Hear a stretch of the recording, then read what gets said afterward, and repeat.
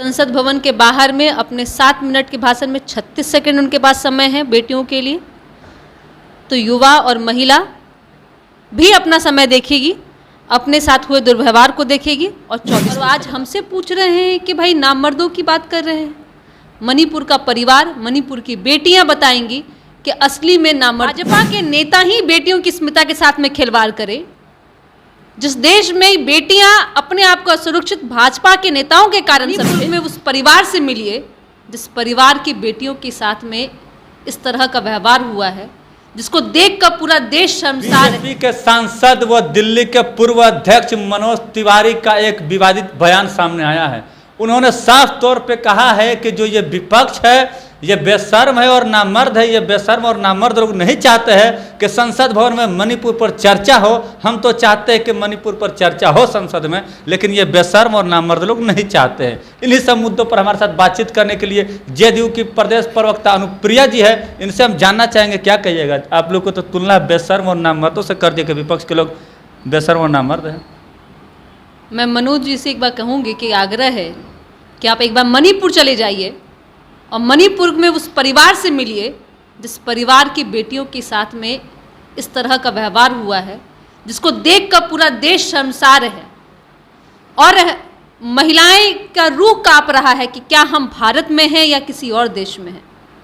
जिस देश में देश के प्रधानमंत्री कहते हैं बेटी बचाओ बेटी पढ़ाओ, और आज उन्हीं बेटियों के साथ में इस तरह का दुर्व्यवहार और इस तरह की जो बर्ताव किया गया है, और आज हमसे पूछ रहे हैं कि भाई नामर्दों की बात कर रहे हैं। मणिपुर का परिवार, मणिपुर की बेटियां बताएंगी कि असली में नामर्द कौन है। क्योंकि जिस देश में भाजपा के नेता ही बेटियों की स्मिता के साथ में खिलवाड़ करे, जिस देश में बेटियां अपने आप को असुरक्षित भाजपा के नेताओं के कारण समझे, उस देश में भाजपा की सरकार है और देश की बेटियां अपने आप को बहुत ही ठगा हुआ और कमजोर महसूस कर रही हैं। अच्छा, जो आप बात करें कि नरेंद्र मोदी जी नारा दिया करते थे कि बेटी पढ़ाओ बेटी बचाओ, लेकिन किससे बचाना ये बताना भूल गए थे क्या? शायद भूल गए थे। उन्होंने बृजभूषण सिंह को याद कीजिए, आप एक बार याद कीजिए, और याद कीजिए 28 मई 2023 बृजभूषण सिंह को बचाने के लिए हमारे प्रधानमंत्री मोदी जी के आदेशानुसार दिल्ली, जहाँ पे नए संसद भवन का जहाँ उद्घाटन हो रहा था, वहाँ से कुछ ही दूर में जो देश का आन बान सम्मान बढ़ाने वाली जो बेटियां हैं, पहलवान बेटियां, उनके साथ में देश में पुलिस भी बर्बरतापूर्वक उनको पीट रही थी। और बचाया किसको जा रहा था? भाजपा के सांसद को। तो ये भूल गए थे कि बेटी बचाओ, भाजपा के नेताओं से बेटी को बचाओ, ये बोलना भूल गए थे ये हमारे प्रधानमंत्री मोदी जी। जबकि दुखद है कि वो प्रधानमंत्री के रूप में चुने गए हैं, लेकिन असलियत में उनकी अगर पहचान देश में है तो भाजपा के प्रधानमंत्री के रूप में है। आप कह रही है कि दुखद है और दुनिया में डंका बज रहा है मोदी जी का। नहीं, किस बात का डंका बज रहा है? हर जगह बॉस मोदी मोदी मोदी, पूरे विदेशों में हो रहा है। अभी देख रही होंगी वीडियो। ठीक है, 2024 की चुनाव है और 2024 में देश की जनता बता देगी कि बॉस कौन है।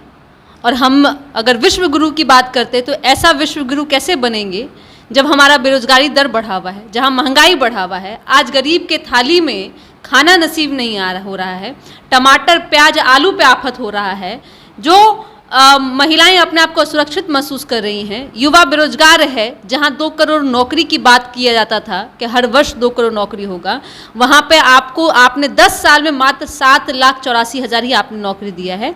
तो ऐसे विश्वगुरु और ऐसे बॉस, देखिए प्रचार तंत्र भी होता है। मैंने अब क्या कहा कि देश के प्रधानमंत्री नहीं भाजपा के प्रचार मंत्री। तो ये तो साबित है ना कि प्रचार से आप अपने आप को बहुत साबित कर दीजिएगा। लेकिन 2024 का जो दंगल होगा, जहां एक तरफ इंडिया और एनडीए है, एक तरफ जहां पूरे देश में सारे दल और सारे जितने भी मजबूत दल हैं और जिनको संविधान और देश के लोकतंत्र की चिंता है, वो एकजुट होकर के इंडिया बैनर के तले वो लड़ रहे तैयार हैं, उसमें एनडीए कितना टिकेगा ये देश की जनता बताएगी, ऑस्ट्रेलिया और अमेरिका नहीं बताएगा। मोदी जी को मणिपुर में जिस तरह से घटना घटी है, मोदी जी तो बहुत आहत हुए, दुखी हुए, उन्होंने बताया है पूरे भाषण में और 37 सेकंड में बोलकर निकल गए। मणिपुर 80 दिन से जल रहा है। प्रधानमंत्री मोदी जी जब बोलते हैं तो 75वां दिन था वो जिस दिन मणिपुर की घटना देश हुई। घूम रहे थे, वक्त मिला, देश में आए, देश में आते के साथ आहत हुए, बोले, दर्द हुआ। तो देश के लोगों ने उनको प्रधानमंत्री बनाया था, अमेरिका ने नहीं चुना था उनको प्रधानमंत्री। तो यही बात तो है ना कि प्रधानमंत्री जी मणिपुर को जलते हुए छोड़ दिए। मणिपुर में डबल इंजन की सरकार है, भाजपा की सरकार है। अमित शाह जी आए थे कुछ दिन पहले बिहार में, क्या कह रहे थे? डबल इंजन की सरकार बनाइए, कोई दंगा नहीं होगा। किस तरह का घटना हो रहा है, हमें विश्वास नहीं है कि हमने भारत में भी ऐसा देख लिया। जाति धर्म के नाम पर उपद्रव मचाने के लिए भाजपा जो है सिर्फ और सिर्फ शासन में सत्ता में रहने के लिए इस तरह का कुकृत्य करती है। मोदी जी को आहत हुआ, उस पर क्या कहिएगा? मोदी जी को आहत इतना हुआ कि उन्होंने संसद भवन में बोलने से मना कर दिया।